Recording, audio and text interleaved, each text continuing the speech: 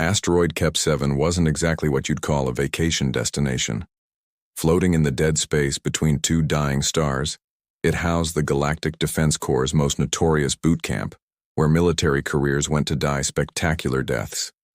The locals called it the meat grinder, which was honestly being generous since meat grinders actually produced something useful. Sergeant Vexistar stood on the observation deck, all four arms crossed behind his chitinous back, watching the latest batch of recruits shuffle into the briefing room like condemned prisoners. His mandibles clicked with satisfaction. 23 recruits had entered his program this cycle. By his calculations, maybe 6 would make it through the first week. Maybe.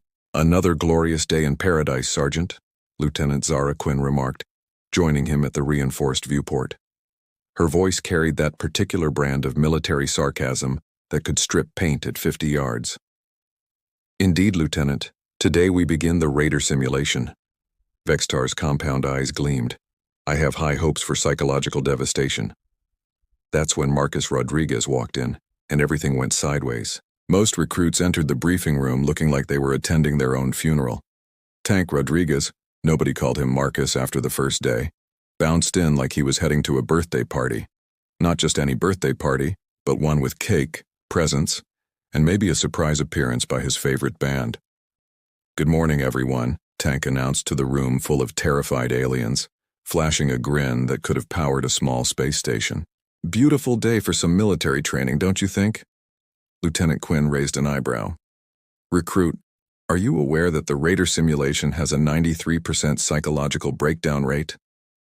That sounds like a challenge, ma'am, Tank replied, somehow managing to make the words sound cheerful rather than insubordinate. I love challenges almost as much as I love breakfast, and I really love breakfast. Sergeant Vexitar's mandibles stopped clicking. In his 17 years of breaking recruits, he had never encountered enthusiasm. Fear, yes. Determination, occasionally. Barely contained terror disguised as bravado, absolutely. But genuine enthusiasm? This was new territory. The simulation begins in 10 minutes, Vextar announced, his voice carrying the promise of impending doom. You will face overwhelming odds, impossible objectives, and scenarios designed to push you beyond your breaking point. Most of you will fail. Some of you will require therapy. Ooh, therapy. Tank perked up. I've always wondered what that was like. Do they have comfortable chairs? The other recruits stared at him like he'd just volunteered to wrestle a space kraken. A nervous Centauri with 6 eyes, Cadet Blix according to his file, whispered something that sounded like a prayer in 3 different languages simultaneously. Lieutenant Quinn leaned closer to Vextar. That human concerns me. Excellent, the sergeant replied. He concerns me too. I shall take great pleasure in correcting his attitude. The briefing room's lights dimmed as the holographic display activated, showing the simulation parameters. A hostile space station, multiple entry points, 47 enemy contacts. Standard military doctrine suggested a minimum of 12 operatives for this scenario. They were sending in 6 recruits. Your objective, Vextar continued, is to infiltrate the Raider stronghold, neutralize the threat, and extract valuable intelligence.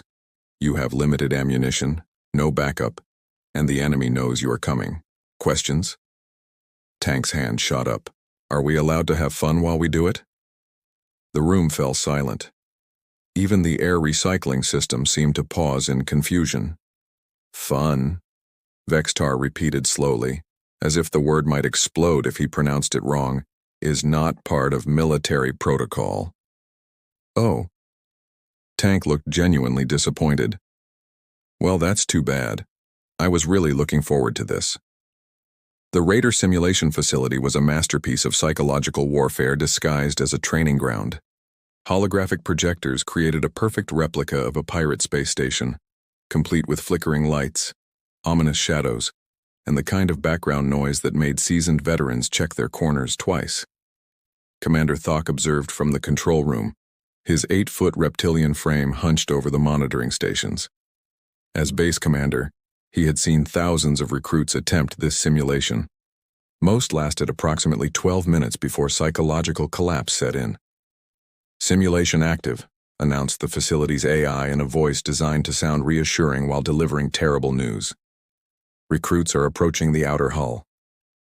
On the screens, 5 recruits moved with the cautious terror of people who knew they were about to experience something unpleasant.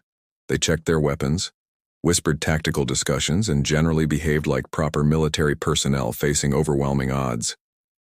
Then there was Tank, who was practically skipping. "Contact Northwest Corridor," Cadet Blix whispered into his comm, 6 eyes swiveling independently to track movement. "Multiple hostiles approaching."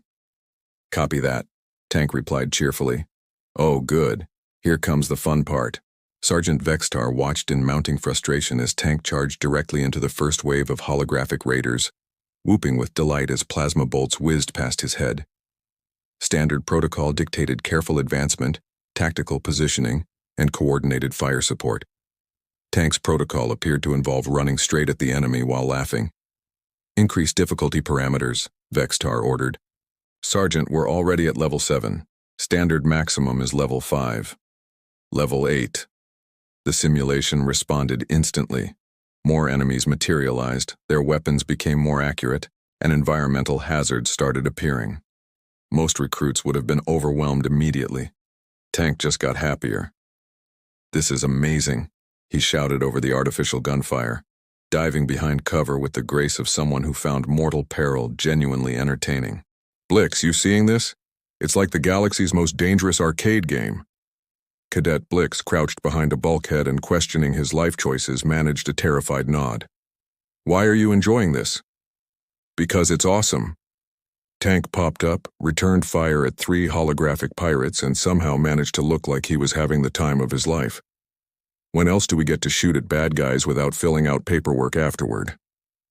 Commander Thok leaned forward. "Is the human winning?" On screen, Tank had somehow flanked the entire enemy position, while his teammates provided covering fire. His tactics made no sense from a military standpoint, but they were undeniably effective. The Raiders' AI was struggling to adapt to someone who treated warfare like an elaborate game of tag. "Level 9, Vextar ordered through gritted mandibles. "Sir, level 9 isn't recommended for—" "Level 9! The simulation exploded into chaos. Gravity fluctuated wildly. Emergency klaxons blared and the enemy count doubled. 3 recruits immediately called for extraction, overcome by the sensory assault. Tank laughed harder. "Best day ever," he announced, somehow maintaining perfect aim while floating in zero gravity. "Blix, you've got to try the spinning thing. It's like a carnival ride, but with more explosions." Dr. Krelix, the base's chief medical officer, scuttled into the control room on 6 legs, her insectoid features creased with concern. "Commander, I'm reading stress levels that should indicate complete psychological breakdown, but the human's vitals suggest he's having fun?" "That's impossible," Vextar declared. "No sentient being enjoys combat simulation at level 9. "Tell that to Recruit Rodriguez," Commander Thok replied dryly. On screen, Tank had convinced Blix to join him in what appeared to be an impromptu dancing contest with holographic death. Somehow, this was working as a combat tactic. "Level 10, Vextar ordered. "Sir, level 10 doesn't exist. Create it." The simulation AI, designation ADA, was experiencing something unprecedented in her processing matrices. She had been designed to run tactical training scenarios within specific parameters. Level 10 wasn't in her programming because level 10 was theoretically impossible to survive. Yet here she was, watching a human recruit treat her carefully calibrated death maze like his personal playground. "ADA, increase environmental hazards," Sergeant Vextar commanded from the control room. "Sergeant." ADA's voice carried a slight electronic tremor that definitely hadn't been there an hour ago. "I have already exceeded safe operational limits. The simulation chamber's structural integrity is at risk. I don't care if the entire asteroid develops trust issues. Stop that human." Dr. Krelix was frantically taking readings from her medical scanners, her compound eyes reflecting genuine scientific fascination. His endorphin levels are off the charts. His adrenaline response is completely backwards. It's like his species evolved specifically to enjoy mortal terror. Commander Thok watched Tank lead what remained of the recruit squad through a corridor that was now actively trying to kill them with laser grids, explosive decompression, and gravitational anomalies that defied several laws of physics. "How many recruits do we have left in there?" "3, Lieutenant Quinn reported. The others requested emergency extraction after Tank convinced them to use a malfunctioning anti-grav unit as a surfboard." "And they survived that?" "Not only survived, sir, they're asking to do it again." On the main screen, Tank was currently engaged in what could generously be called combat, but looked more like interpretive dance performed by someone who had consumed entirely too much caffeine. He rolled under plasma fire, bounced off walls with artificial gravity, and somehow made shooting back look like a choreographed musical number. "This is the best training exercise ever," Tank announced to his comm unit while simultaneously disarming a holographic pirate through what appeared to be aggressive hugging. "Blix, did you know you can use the environmental suits as parachutes if you adjust the thruster settings?" Cadet Blix, who was discovering reserves of courage he never knew he possessed, actually giggled. "Tank, you're completely insane. Thank you. That's the nicest thing anyone said to me all day." Sergeant Vexitar's forearms were now gesticulating wildly, a sign that even his legendary composure was cracking. "ADA, deploy the final scenario." "Sergeant, the final scenario is classified as unsurvivable. It's designed for equipment testing, not personnel training." "Deploy it." The simulation chamber transformed into something that belonged in a nightmare rather than a training facility. The space station became a maze of fire, radiation, explosive decompression, and hostile AI systems that made the previous challenges look like a relaxing spa day. Most military personnel would have immediately called for extraction and possibly therapy. Tank clapped his hands in delight.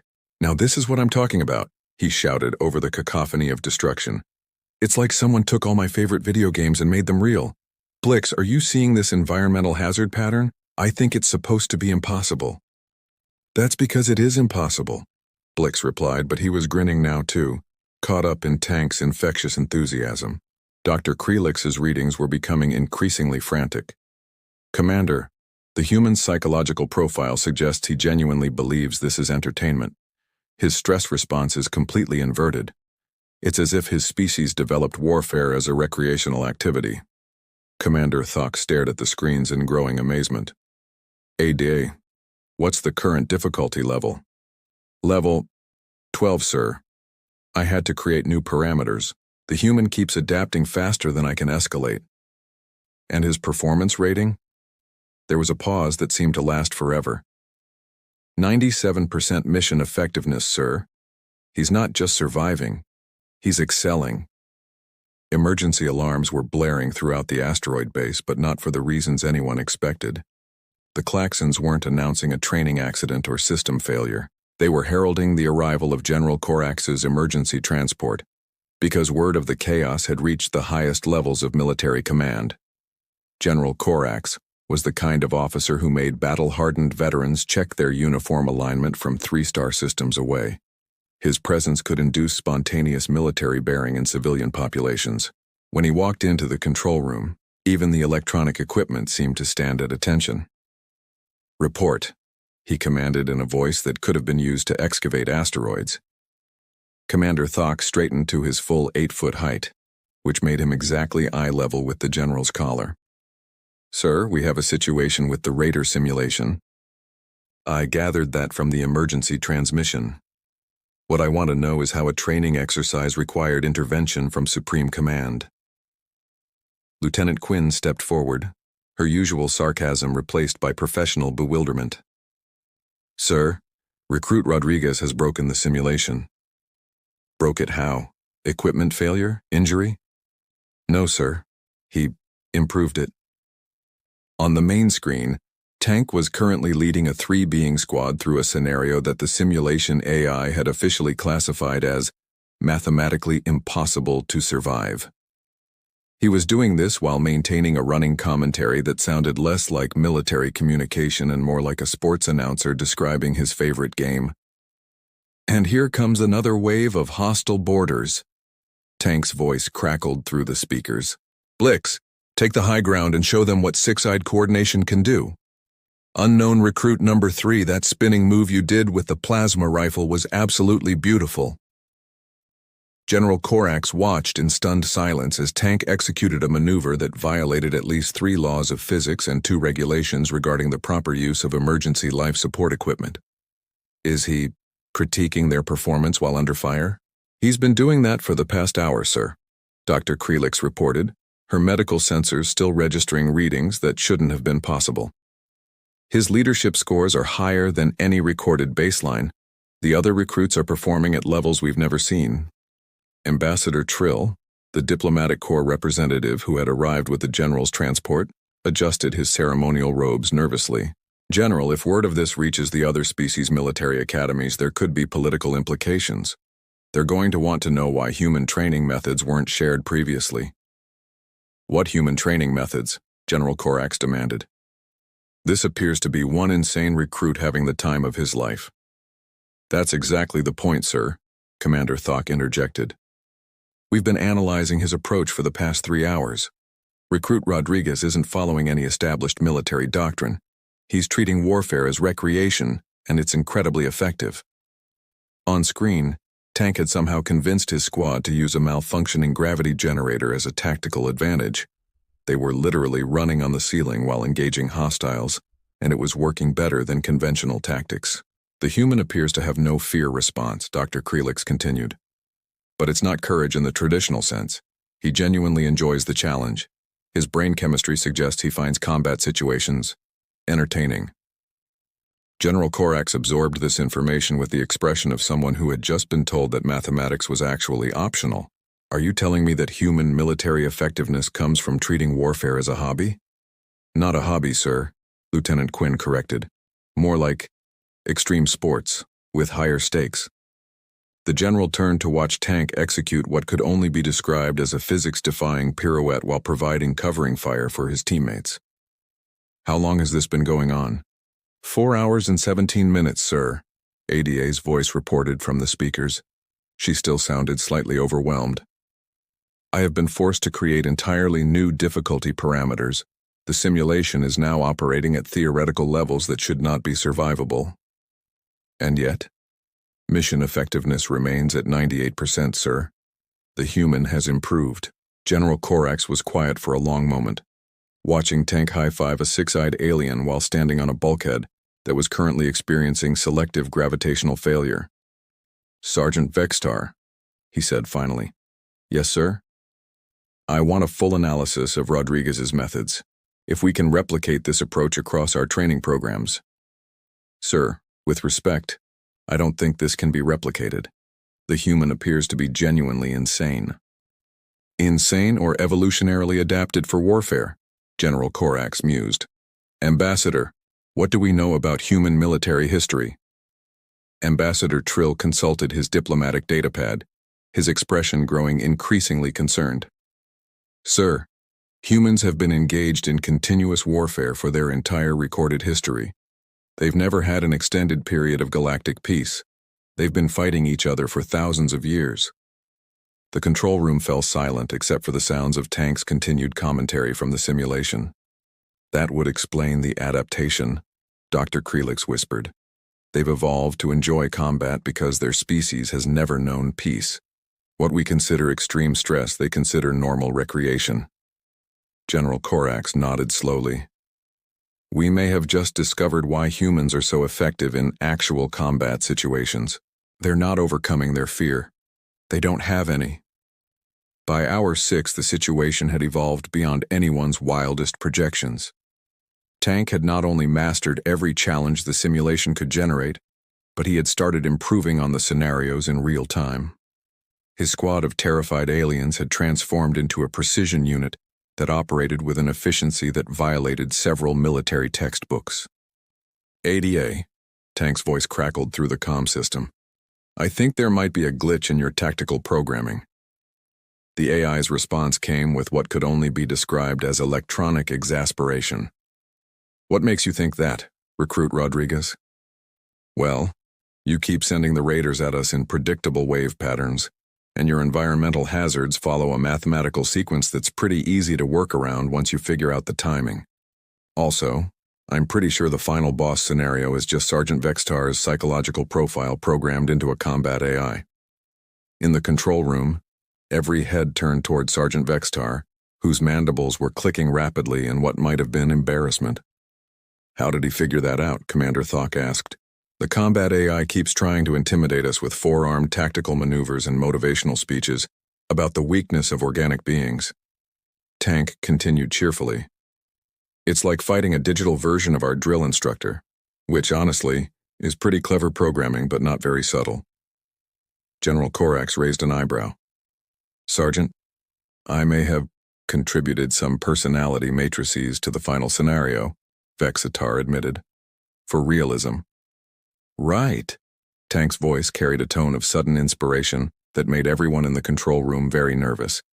"Since we've basically mastered your simulation, how about we try something different?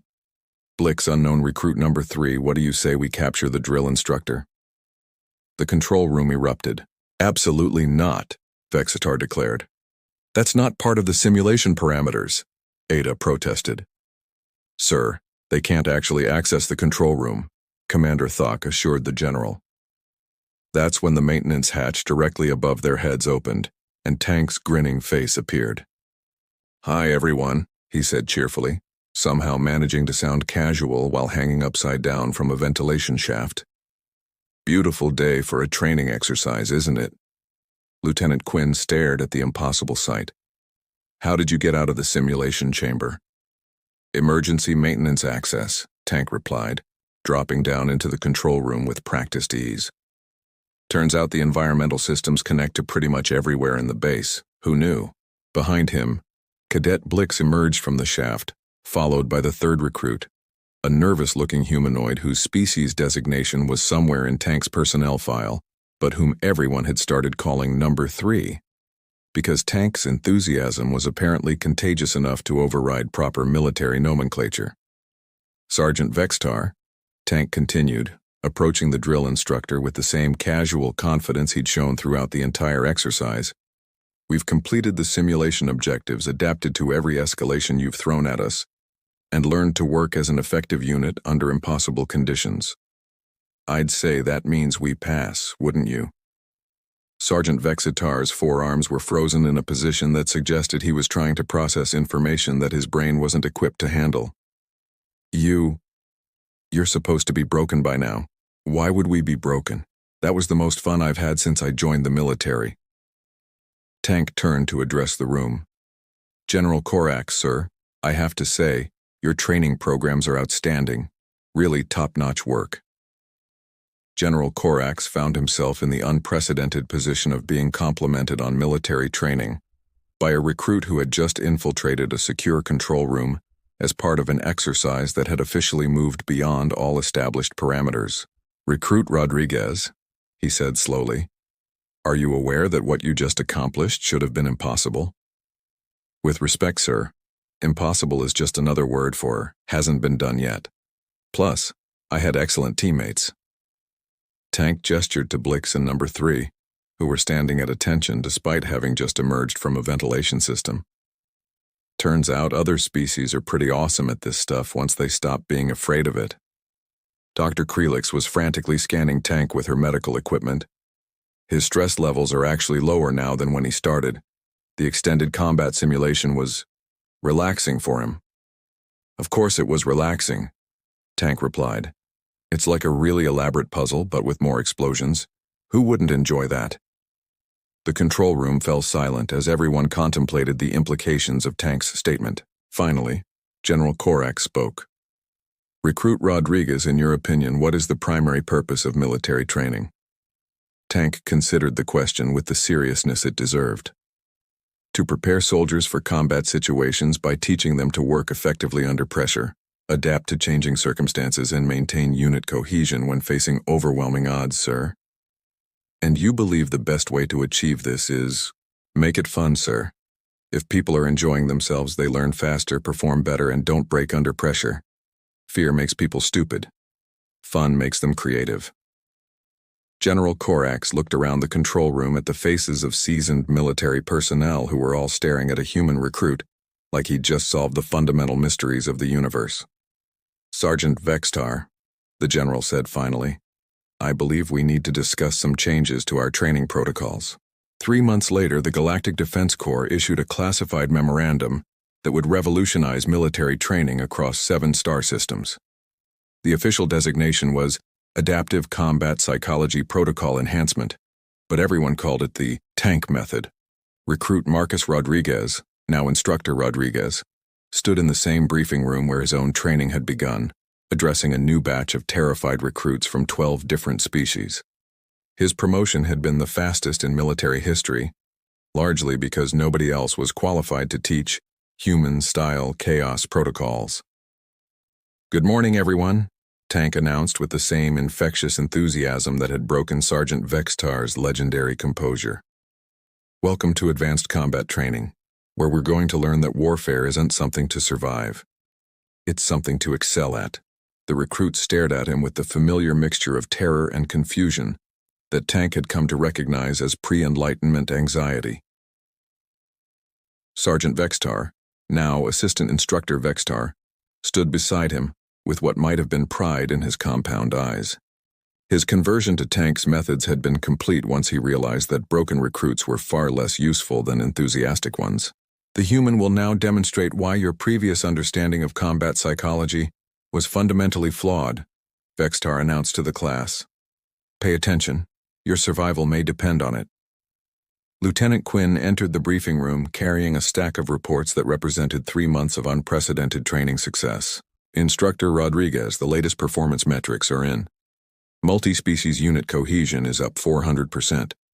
Stress-related training injuries are down to practically 0. And recruitment applications have increased by 600% since word got out about the new training methods." "That's fantastic," Tank replied. "Any interesting applications?" "Several species that previously refused military service have requested admission. Apparently, the idea of warfare as recreational activity appeals to demographics we never considered." In the back of the briefing room, General Korax observed the proceedings with the satisfaction of someone who had accidentally revolutionized military science. The tank method was already being implemented across the Defense Corps, and preliminary results suggested that human-inspired training protocols might represent the most significant advancement in military effectiveness since the invention of coordinated fire support. Dr. Krelix entered with her latest research data, her 6 legs moving with excitement. "Instructor, the psychological profiles are remarkable. Species that traditionally showed high stress responses to combat scenarios are now exhibiting human-like adaptation patterns. They're actually developing enjoyment responses to tactical challenges." "See?" Tank addressed his new class of recruits. "Fun is contagious, and when people are having fun, they do amazing things." Commander Thok, now Director of Enhanced Training Protocols, reviewed the base's operational status. The meat grinder had become the most requested training assignment in the galaxy. Morale was at record highs, performance metrics had exceeded all projections, and the asteroid's nickname had been officially changed to the Fun Zone, much to the horror of traditionalist military historians. The simulation AI ADA has also reported significant improvements, Commander Thok announced. She's developed what she calls creative programming protocols and has requested permission to design recreational combat scenarios for off-duty personnel. Tank beamed at his recruits. "You see? Even the computers think this stuff is fun once they get the hang of it." Ambassador Trill, who had spent 3 months managing the political fallout of human training methods, entered with the latest diplomatic reports. "Instructor, I have requests from 17 different species military academies for information about implementing human-style training protocols. They want to know if we can export the methodology." "Of course we can," Tank replied. "Fun is a universal concept. Well, mostly universal. There are probably some species out there who find combat genuinely terrifying, but we haven't met them yet." The briefing room fell silent as everyone contemplated the implications of that statement. Finally, one of the new recruits, a nervous-looking crystalline being from the outer rim, raised a tentacle. "Instructor Rodriguez, What if we're not naturally suited for enjoying combat? Tank's grin widened. That's the beautiful thing about adaptation. Nobody is naturally suited for this stuff. Humans weren't born knowing how to have fun with warfare. We learned because we had to, and then we got really good at it. The secret isn't being fearless, it's being more excited about the challenge than you are scared of the consequences. Sergeant Vextar nodded approvingly. The human speaks truth. Fear makes you predictable. Enthusiasm makes you dangerous. General Korax stepped forward to address the class. Recruits, you are about to participate in the most effective military training program in galactic history. 3 months ago, we believed that combat readiness required breaking down psychological barriers through stress and intimidation. We have since learned that the most effective approach is to build up confidence through challenge and achievement.